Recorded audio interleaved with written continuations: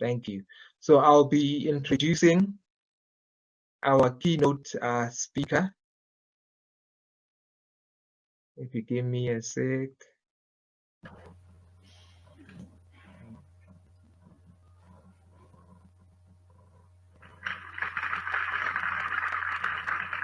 Okay. So our keynote speaker who will be doing the key presentation is Kia Mbane. She's a supply chain professional and founder of the Kia Mbane Foundation South Africa. She's also a former SAPEX president. Now, the title of the talk is The Importance of Adaptability and Agility in an Ever-Changing Supply Chain Environment. Just to give you a little bit on her bio, Kia is a supply chain influencer, currently a global supply chain advisor through Emissary UK, subject matter expert with Africa Resource Center for Excellence in Supply Chain, and the CEO of the Kia Mbane Foundation, and a businesswoman. She is a certified supply chain professional and industrial engineer by trade, amongst other qualifications. Kia has received many accolades in the supply chain industry for her optimization success, which spreads from the time spent at BMW SA, BMW Munich, Mini Oxford, Transnet, and Presa. Her success is drawn from her passion for supply chain transformation and capability development, where she coaches and mentors individuals and businesses to strive for professional excellence. We are delighted to have this renowned woman in our midst with a very solid industry track record. Without any further ado, over to you, Kia, and so much for being with us today. Thank you, Kolo. Thank you, everyone. Good morning, ladies and gentlemen. It's a bit bitey here in Pretoria. Good morning, young professionals.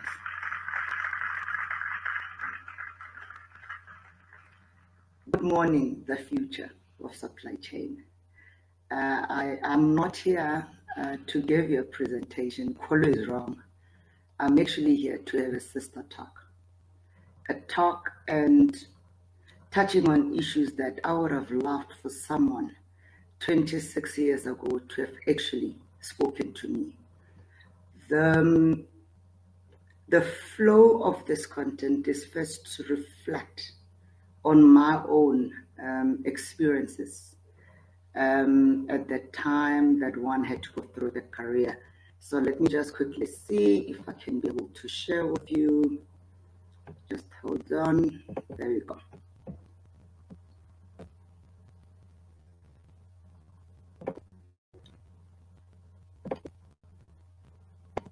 Perfect.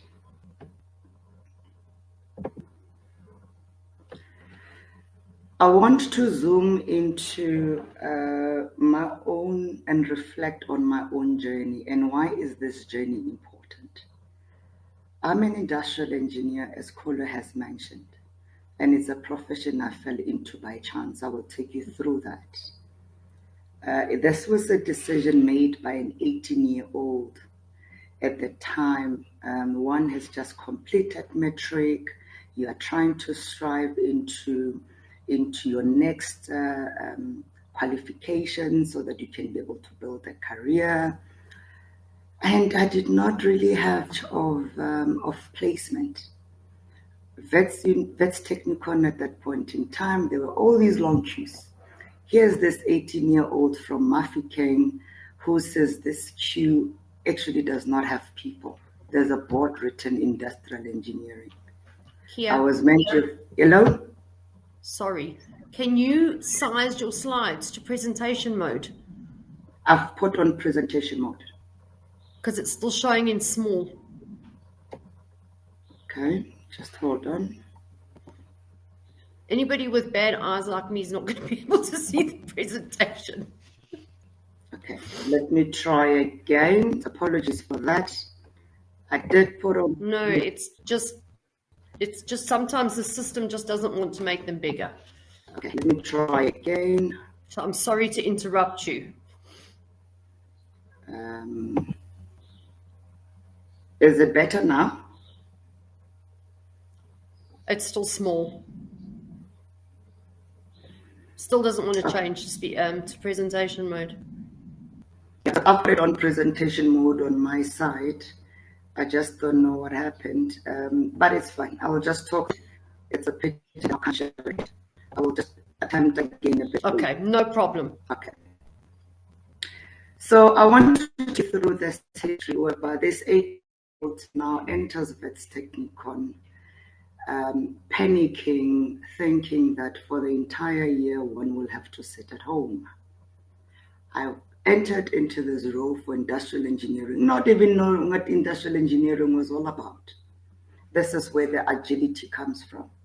I entered, I was accepted, I managed then for the next 3 years to be studying industrial engineering, only to find out that this is actually what I was meant to have studied. I think I would have been a horrible chemical engineer. I think I would have been a horrible scientist, because of those were my two professions that I initially wanted to study. Went through the ranks, came through to Spoornet.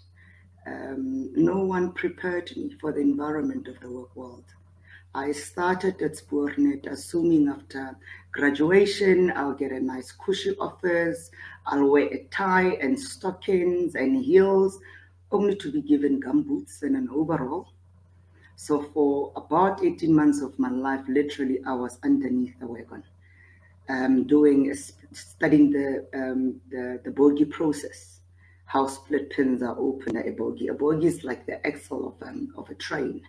This was at the time of Spoornet. Went through my career to BMW. Why am I keeping emphasizing on some of these small little learnings? One had to swallow their pride to go under a wagon. Went into BMW. I thought, wow, BMW. The next thing when I get to BMW, I was given forklift keys. So I can even drive a forklift. That is not what I was expecting. But you're going to be trialed out by various individuals and organizations because if they want to test your character. You can't expect to get to the top if you're not prepared to study from the bottom and understand and learn your profession from the bottom. Moved over to Transnet. I was the president of a vice president of SAI. I was the president of SAPEX. Went on to PRASA as other group procurement officer, and now I've retired. I was like saying I'm retired. I'm now an MD and a CEO of the Giambani Foundation, an MD of various businesses. This is a track record that shows resilience. I want to draw into the differences between public sector versus private sector, drilling down into running your own business. With my next slide that I'm really hoping that this one must really show, I want to draw you to this attention because of you might want to you are entering the workspace assuming that this is what you're going to find. You are excited. You've got energy. You're expecting that you enter in a corporate whereby you've got an idea. After that idea, within a day or so, it is going to be implemented. Unfortunately, the world of corporate is different. You have an idea. That idea needs to be reviewed. It takes another 3 days. Then there's planning around your idea. After planning around your idea, someone needs to go and approve it before it is implemented. Something that you thought as a young professional you could immediately implement in that week ends up taking 30 days. And this is a typical structure just in corporate. If it was in public, by the time that idea has to be implemented, it's 6 months later. You have even forgotten the idea. What then will mean? This will weigh you down.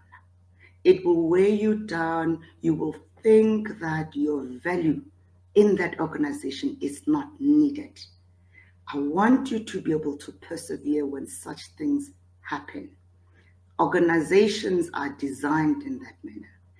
We were not prepared during any of your learnings when you were attaining your qualifications. These bottlenecks were never prepared for you. You were prepared for the perfect world that said, I get my idea, I can be able to present it, and we implement it, and I immediately can feel the impact of what I've just implemented. We have lost a lot of professionals during this cycle because of the professionals things. No, the organization is against me. They don't like me. No, let me just jump and go to another organization. Prepare your mental mindset. Prepare yourself in terms of these are the pitfalls that either will make you or break you, and you need to embrace them. When you're still waiting for your plan to be approved, come with another idea. How do you remain agile such that you can also then bring in other things to keep you motivated within your organization? It is no one else's obligation to motivate you. It is your own. You will need to motivate yourself as you go through these cycles. The bulk of my presentation or my talk is around these 5 pillars. Tonya, can you just confirm it now? It shows well. In these 5 pillars, I want to take you through your transition phase, through your growth phase, through your conduct, through your skills, and your possible pitfalls. Sorry to interrupt, but it's still not full screen. Maybe can you go to slideshow on top? I am on slideshow. Oh, so I don't know. Okay, but we can see it, but it's just not full screen. But you may continue. Sorry to interrupt. Okay, so let me just see again. Slideshow. I'm really hoping that it will change. So basically, these are just the 5 blocks I want us to really zoom in and talk about. You've just left high school. You've survived the tertiary environment. You've just entered your work environment. There's a lot of responsibilities. We all seem to think that we are all going to have the same ladder towards our career. We all seem to think that we'll start at the bottom and you'll automatically become a CEO of a company. Unfortunately, that is not what is going to happen. The decisions and the conduct, your own conduct throughout this journey depends on your mindset. It depends on your character. I will go through in the last closer to the end, whereby I unpack the how to master the self-mastery of an individual. As you enter through your growth phase, I want you to manage your expectations. I want you to manage even the expectations that are environmental in your organizations and even in your professional. You need to be having a self-assessment of yourself throughout this growth phase. You will be sent to go make coffee, yet you've got a master's in engineering or master's in supply chain. And do not belittle that instruction. And I can see some of you shaking your head right now. At times, your leaders, your mentors at work, they want to see how far are you willing. They will make you to go make photocopies. Well, at least during our times, 28 years or so ago, we had to go make photocopies. Thanks to technology, I don't think we're so paper-centric anymore. You need to make sure that you show up. You are available, you are present all the time. You are self-aware of every situation that takes place. If there was an extra work that is taking place and there's a certain task that has to be done, and you think that task is beneath you, my brothers and sisters, please do that task, because of it is this menial task that we do that help you to learn.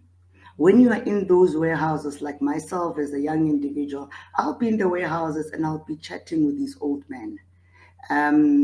You will learn a lot from your engagements with them, more especially when you approach them in the most respectful manner and with humility. I have found a lot of professionals that once they've got this qualification, they think that actually they have arrived. That qualification means nothing. You've not arrived at all. We are just an indication that you can be able to comprehend what you are going to be taught in the work environment. So show up during that growth phase. Then the other aspect is your conduct, how you get to show up at work. I know there is no manual throughout your entire qualifications whereby these are the things that they spoke about. You've got your fancy dreadlocks, but you're looking rugged. If I'm a leader and I wanted to at least have someone to take minutes with me in a very important meeting, and I'll say, hey, Kolo, let's go. Quickly come with me so that we can take notes for me. Am I going to pick someone who's looking rugged? I am not against people who've got dreadlocks, but I'm talking about the neatness. Ladies, there is clothes you can be able to wear at work, and there's clothes that you work at parties. Some of you're really making a jaw drop, more especially the young professionals. The minis that they come with at work, the clothes, their tops whereby there's a lot of skin that gets to show. What message are you trying to send across? When we've got business leaders that are supposed to be engaging. So that's also a first sign that you first need to respect yourself, respect the profession that you're just about to enter. You need to be engageable. So if you're not engageable, no one will come through. The attitude that you also hold. What is this attitude that you have towards your colleagues, towards your managers, towards those that I can say are beneath you? Because with my language, I don't have anybody beneath. But I've seen these young ones that are so title orientated. They have the attitude that people are beneath them. You need to make sure that you can manage that because of even that security guard at the gate. You are going to be able to learn some elements of gratitude from that individual. You need some self-application, having to go the extra mile. So these are the topics I want us to touch on. And I know it's a keynote, but I would want to take one or two inputs from the floor so that I can hear what is your feeling around all these specific aspects. We're going to look at skills. Time management. What do we mean by time management? It is not whether you arrive at time early or you arrive at time late. I'm like at work late.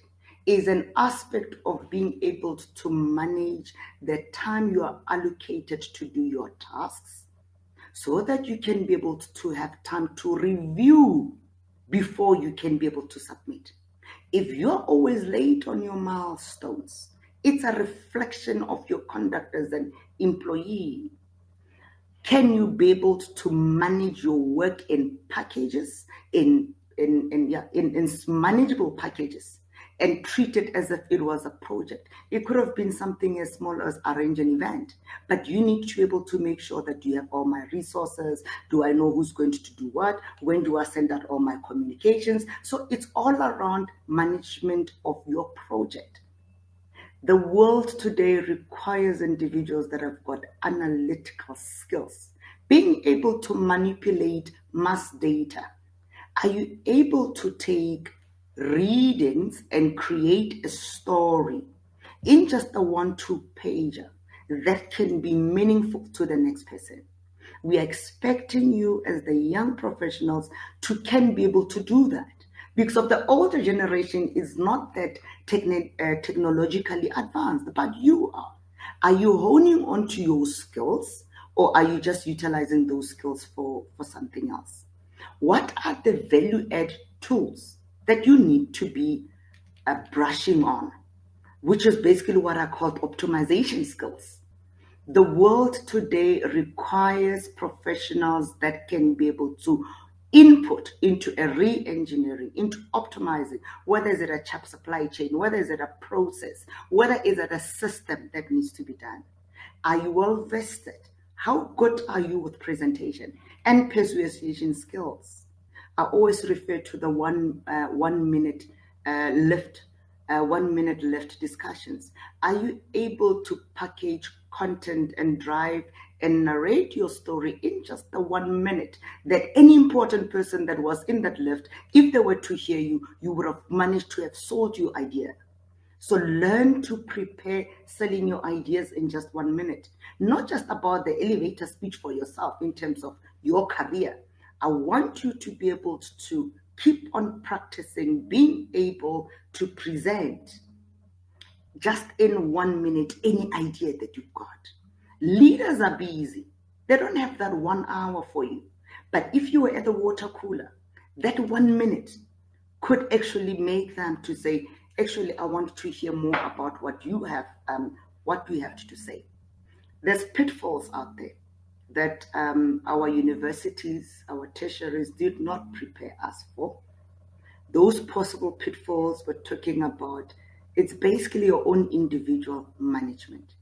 Who are you associating with? Do a reflection. You are as good as the crowd that you are going to keep, more especially in the workplace. Are you going to surround yourself with people that are always complaining, the people that are always gossiping around with their bosses?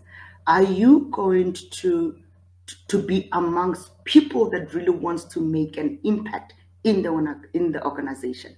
So your association at work and your association even outside work, it also plays a very, very critical point.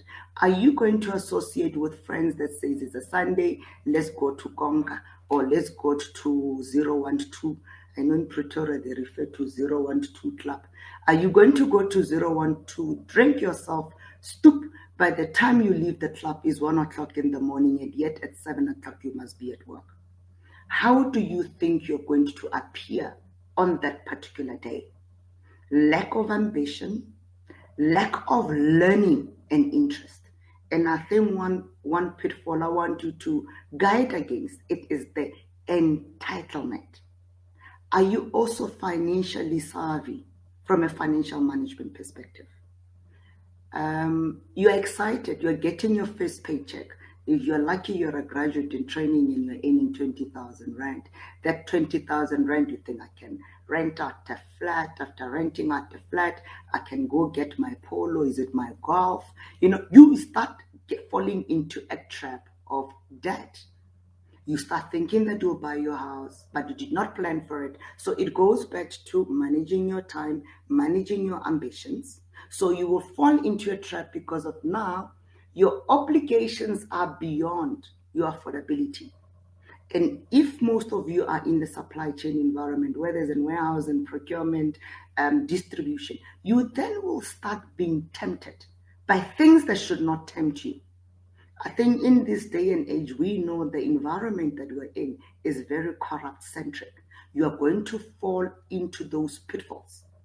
You are going to be enticed.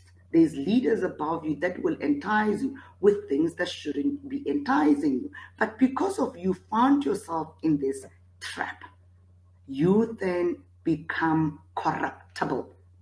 And these are the things that I really want as young professionals that you can be able to guard against. I'm just going to pause there for a while. Let me just pause there. I want to just pause there for a while and just want to hear from one or two of you from the room. I've taken you through a journey.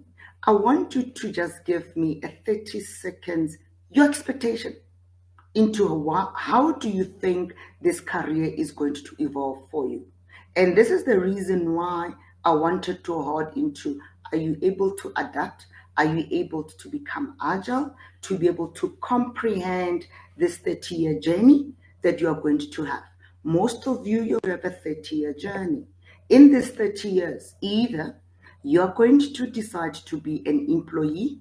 You're going to decide to say employee is not being an employee is not for me. I don't want a process that takes 60 days to make a decision. I want to be an employer. Therefore, I come with an idea I can be able to implement.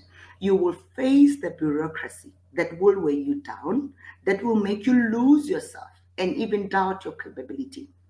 How are you going to manage your ambition? Are you going to stay alert and not want to fall into those corporate traps? So, Kolo, if you allow me, just give me two candidates that actually can be able to narrate to us right now. How do they view their journey folding like? Okay, I don't see anything in the chats, but I did see a comment from Lindukuhle. She says,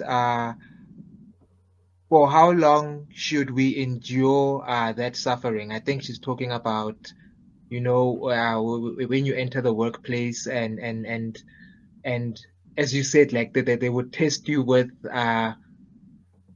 menial admin tasks. So she says, so how long should we endure the suffering? Because the more passion and determination we display executing those admin tasks, the more they get frustrated, which is contrary to what they then assumed about us. Is it it is like they expect us to fail. I'm not sure if you understand. I hear Lunto Kutler very well. At least that's the question I will respond to. Is there another one? At least I need two. Okay, another one. I think this is more of a comment. It says emotional intelligence is something we need to be exposed to as compared to how we have been engineered by the schooling and university system, which are governed and preaching intelligence quotient as a measure of success.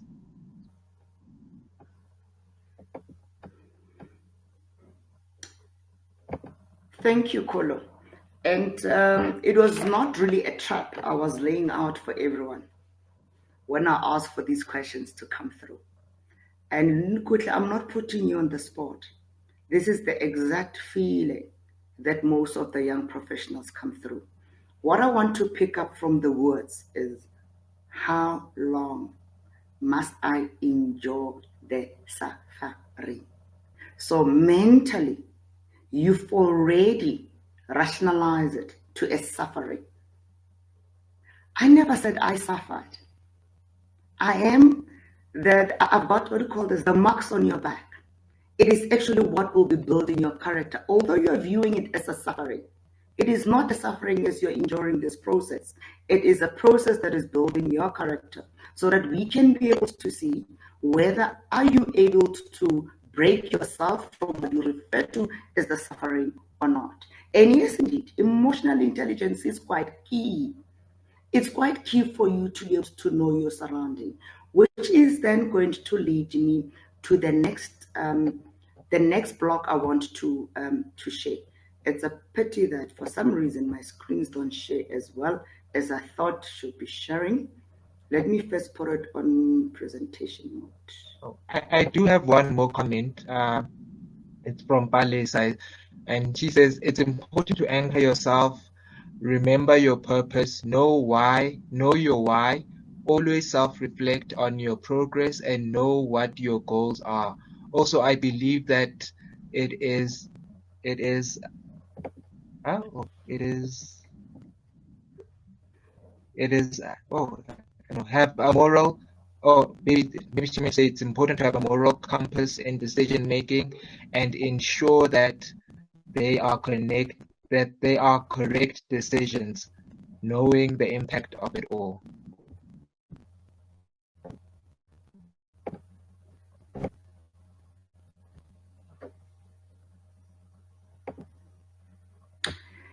Yes, I want to go back to the art of self-mastery. You're not going to be able to juggle all these balls if you are not self-aware. So you need to master the self. When we look at character building for excellence, start with you as an individual being self-aware of your actions, your awareness, your choices, your discernment, your decisions, your actions, your focus. How do you manifest? I've mentioned conduct before, but this is more around your mindset, your respect, your authenticity, and your attitude. You need to remain resolute and know who you are so that you are not influenced by circumstances around you. Earlier, I mentioned that you need to be present, be available. That is what comes from confidence. Are you resolute?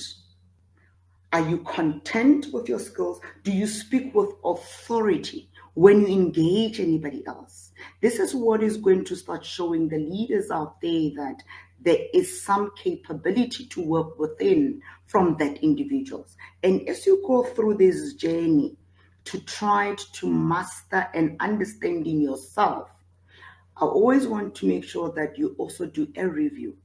Just do a self-check-in. Am I on track? Am I off track? Am I okay? Am I balanced? Do I need to adjust behavior? Do I need to adjust how I speak to individuals? Am I maybe not condescending to others? Do I have humility when I engage? Did I not address a certain topic well when I was asked the questions? Did I appear to be having anger? And most importantly, as you go through this journey of self-mastery, I want you to inspire your very same colleagues, inspire those that are also younger than you that are still coming. What is your influence? If you're not going to lead with servantship, do not lead because of a title. Do not be a title-oriented individuals, but continue to execute your role from a servantship position because of we are all here to serve. You serve your organization, you serve those that are around you. And then we need to always continue to develop ourselves and continue to master what we actually do. So that is basically your journey from your transition to your growth phase, to your conduct, to your skills, and also watching those specific pitfalls. It's very, very paramount and very, very key. I've got 3 minutes to go. So I just want to find out if there is further questions or any item that you want me to elaborate. There is something that came from the floor that spoke about emotional intelligence. If you link up your emotional intelligence and be able to affect how you manage people, you can't know how to be emotionally intelligent savvy with other individuals if you can't do it with yourself. So remain resolute. So what is the message I'm trying to send across? It is not going to be an easy ride. You need to be self-aware. Avoid the pitfalls. Avoid the orange overalls, especially in this environment of supply chain, where we know that you are prone to be corruptible. You need to be authentic. You need to be self-aware of yourself. You need to be resolute and know who you are. No one will be able to influence you because of you'll be enticed with small things because of you failed to manage your ambition. You were too ambitious to have a big house, you have this, so quickly without really easing yourself into these things. Many of your other colleagues, many of your other buddies you went to tech with, already now they're in prison for such things. Or if you are to look at what SIU does of days, some of the very same things will come to be taken. They will be frozen from an SIU perspective, Special Investigation Unit perspective. So I really want you to tread carefully where that environment is concerned. Manage your ambition. Avoid the silly traps. Do not be enticed. And know that your growth within the career depends on how your attitude is structured, how you engage with individuals, and that will then limit on how far you can really go. Ladies and gentlemen, this is Kiabetse Mpane. I just learned of late that I'm referred to Mama Rabi and Mama Katli because of I talk to the youth of late. So ever since that process now, I'm no longer have a name. I'm referred to as Mama Katli and Mama Rabi. Thank you, ladies and gentlemen. Thank you so much, Kia, for that inspirational talk. I've got a comment here from Lindo Kushe. She says, you are spot on. This is what we come, or this is something that we are not equipped with when we enter the workplace. We come with preconceived ideas that we will be decision makers and occupying corner offices instead of viewing this as a journey and not a race. So yeah. And another point is I'm very happy the speaker mentioned the reality of the workplace as a student and also working. I agree with most of her points. Now, I have a question. Like, what advice would you give for like students already in the workplace who want a mentor? Like, what steps can they take so they see someone in the organization that they admire, that they want to emulate? You know, how do they take those first steps to reach out to that person and say, hey, listen, you know, yeah. I hear you. There is someone you look up to that I'm assuming that is a role model. What I always coach the young professionals is that do not try to emulate an individual because you do not know what is driving them. There can be some aspects that you want to draw from that individual. Earlier, I mentioned being authentic. Remain authentic with who Kulu is, and then learn aspects that can be able to be embodied into your own authenticity. Remain your own man, because of at times we copy nonsense, if I'm to use the word, from certain individuals, and that's what is going to lead you into a trap and into the pitfalls. The same pitfalls I said, do not fall into. Okay. Thank you so much. I don't see any other questions. Okay, I see a comment here. The truth can be a better pill to swallow. Thank you so much for taking the time to speak to us. I personally needed to hear some of the things you touched on today. Yeah. So yeah, thank you so much. Thank you. With that being said, we've run out of time. Thank you so much for joining us for this session. I hope you will stick around and join us for the next, and see you at the next one. Thank you.